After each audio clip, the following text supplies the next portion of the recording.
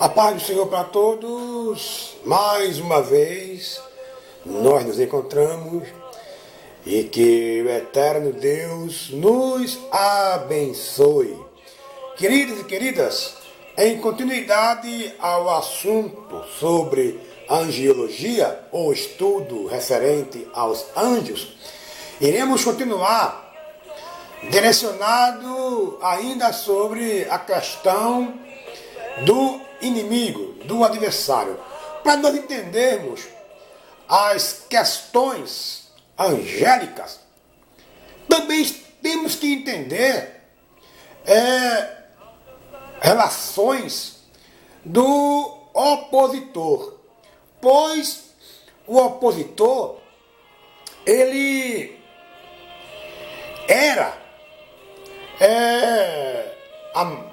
um membro da mais alta linhagem. Ele era o ser celestial de maior autoridade no reino celestial. Isso estou falando do adversário de nossas almas. E existem muitas histórias, mitos sobre o adversário que está sobre a sua história.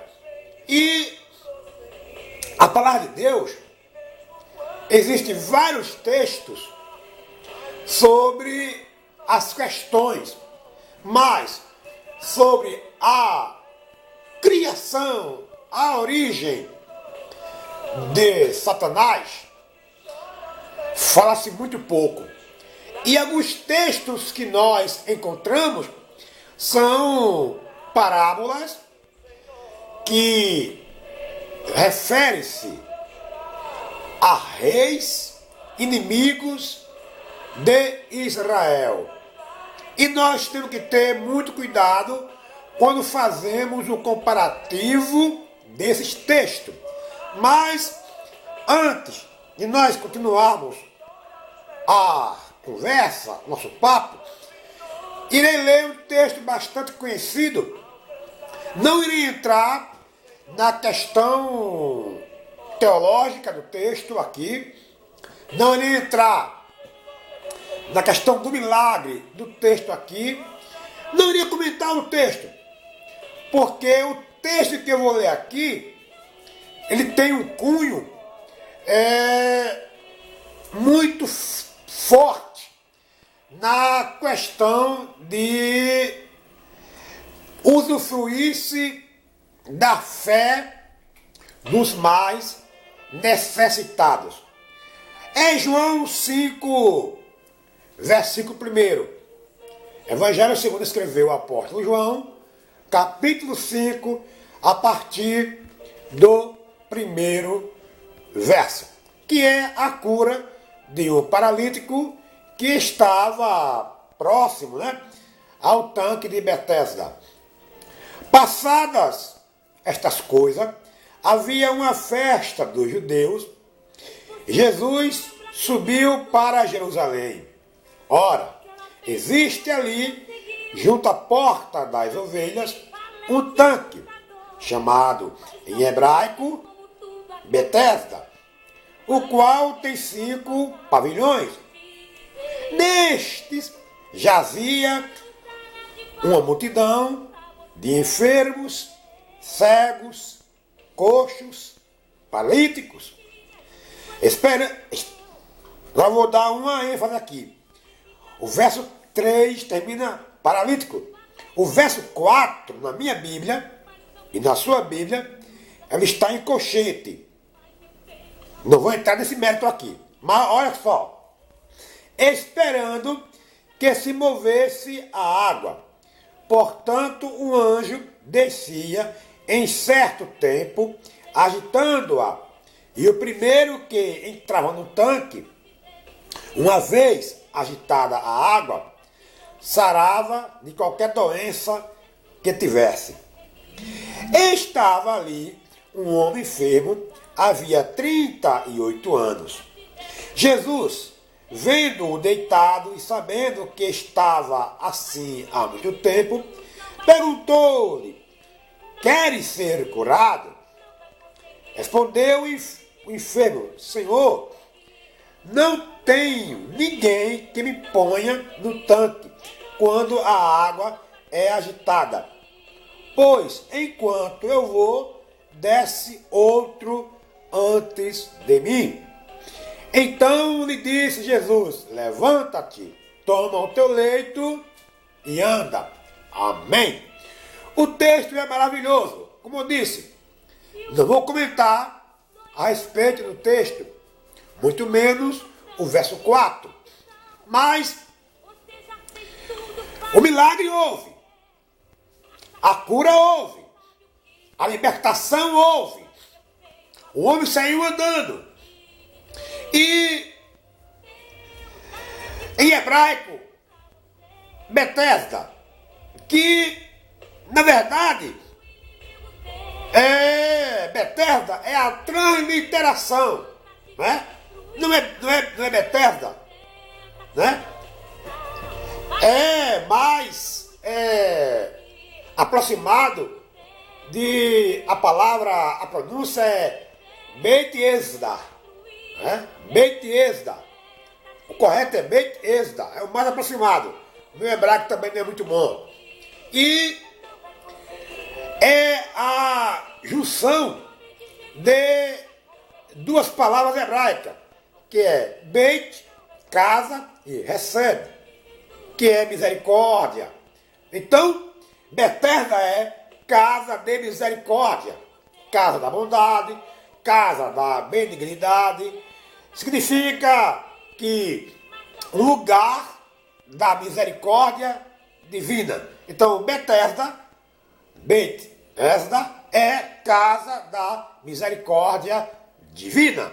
Amém? Por isso, então aquele cidadão que jazia ali há 38 anos, ele estava há 38 anos às margens da misericórdia divina e ninguém o lançava na água. Eu não vou entrar na questão do verso 4, mas vamos continuar. Então, por que, pastor Carlos, você pode fazer essa pergunta? O senhor está entrando muito na questão do adversário. É porque nós temos que entender aquilo que nos oprime. E o que nos oprime é o adversário. Nós já falamos no vídeo anterior relacionado que esse nome, Lúcifer, não existia até o século IV. Não era um nome tido como um nome maligno, o nome de medo, o nome do mal, o nome de opressor. E falei no vídeo anterior, estou só relembrando a vocês, que ainda hoje existe um santo da religião católica, que é o bispo da região da Sardenha, que é chamado de São Lucifer.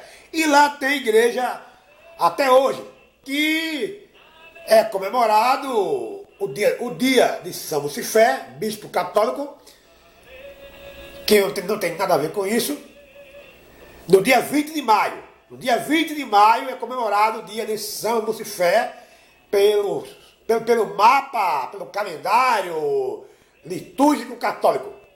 E muitas pessoas davam o nome Lucifer a seus filhos, que em latim, né, é a junção de lux com fer. Lux ferrer, que é o que leva a luz, o que porta a luz, que em muitos registros é relacionado ao planeta Vênus, a estrela da alva, né? E, só para relembrar, foi o tradutor da Bíblia, Jerônimo, que ele fez essa confusão. Eu agradeço a Deus por ter homens que traduziram a Bíblia. E eles, ao traduzir, algumas questões ficaram em aberta. Uma delas é essa questão Lucifer, que foi a tradução do termo hebraico Helel Ben Shahar, né? Helel Ben Shahar, que não é um nome próprio, é uma frase, uma pequena frase.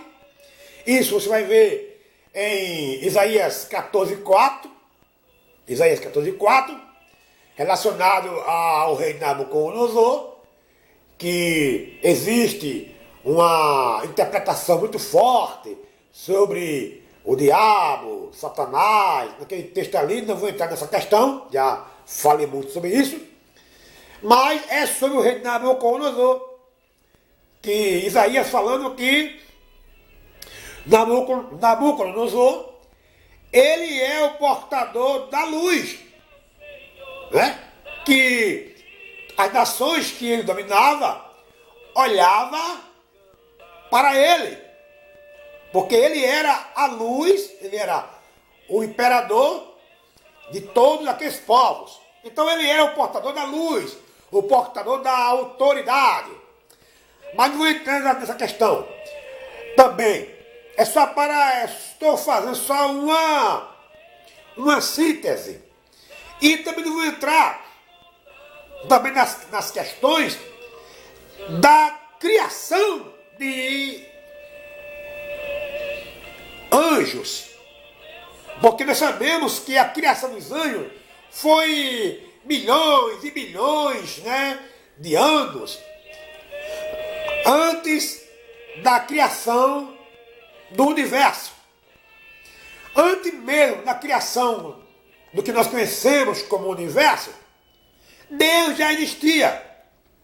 E no seu caráter, Deus criou anjos para o servir.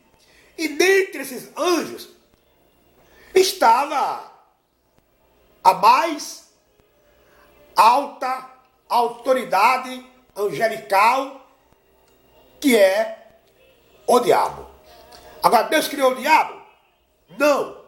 Mas Deus, ele criou os anjos com poder, autoridade, que também é poder, e o livre-arbítrio. Alguns têm pregado que os anjos não têm livre-arbítrio. Eles não podem pecar, igual a nós. Eles não podem pecar, que se pecarem, eles perdem o seu convívio celestial. Mas ele tem o livre-arbítrio. E o diabo, Satã, ele perdeu o convívio celestial. E nós temos que ter cuidado. Agora, o que fez o adversário perder o convívio celestial junto a Deus? O seu caráter. Vamos ver um pouquinho aqui o que está escrito sobre a personalidade do adversário, que nós temos que ter cuidado. Nós observamos que ele é presunçoso. Se você pegar ali Mateus 4, verso 4 e 5, que nós observamos que é a tentação, ele diz, olha, tudo te darei, tudo te darei. Ué, ele criou alguma coisa para dar algo a Jesus? Para oferecer algo ao Messias? Não. Ele é presunçoso. Ele não tem nada e diz que tem tudo. Aí é mentiroso. É um presunçoso. É igual algumas pessoas que ostentam aquilo que não é realidade. Orgulhoso. Veja lá em 1 Timóteo 3,6, como também em Ezequiel 28,17. Orgulhoso. Camarada que não suporta a humildade. O que é ser orgulhoso, pastor? Não suportar a humildade. Não suporta a humildade. O inverso de humilde é orgulho. Humilde não é pobre. Tem muito pobre que é orgulhoso. E tem muito rico que é humilde. Então, orgulho é o inverso da humildade. Então ele é orgulhoso, ele não é humilde. Aí, e é poderoso. Efésios 2,2. Aí, ele é maligno. Podemos observar isso no texto de Jó 2,4. Ele é astuto. Inteligente. Olha, pastor, o que é astúcia? Astúcia é você usar seus atributos de conhecimento, inteligência, para adquirir vantagem. Quando você vê um comerciante que quer levar vantagem em tudo, isso é astúcia. E Deus, ele não comunga com a astúcia. Agora, nós que trabalhamos, negociamos, temos que ter lucro, mas não lucro exorbitante. Temos que ter cuidado com o lucro exorbitante. Amém? Ó, ele também é enganador. Isso aí, o próprio nome dele, né? Satanás, diabo, já nos leva a entender que ele engana, né? Que ele veio matar, roubar, destruir, enganar, trair, né? Efésios 6,11. E ele é feroz e cruel. E Pedro, na sua carta que ele escreveu para os irmãos da diáspora, porque alguém, Pedro escreveu a carta universal. Não. Pedro escreveu para os crentes da diáspora. E graças a Deus que nós conseguimos adquirir a carta que chegou até nós, né? 1 Pedro 5,8. Eu não vou entrar também nessa questão aqui, porque eu vou magoar alguém que uns vão defender a tese cristianista, outros vão defender a tese messiânica, outros vão defender a tese Netzaren. Não vou entrar nessa questão aqui não, tá bom?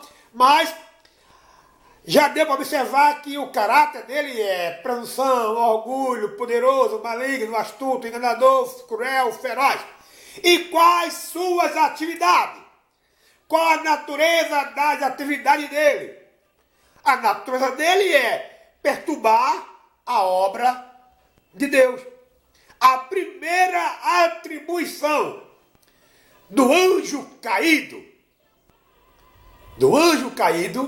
é perturbar a obra de Deus. Paulo escreveu isso com muita propriedade em suas cartas, mas em 1 Tessalonicenses 2,18, você pode analisar que ele é o perturbador. Eu estava no culto muito abençoado esses dias, e eu senti um aperto, e eu comecei a clamar em silêncio, Senhor, tem misericórdia de mim.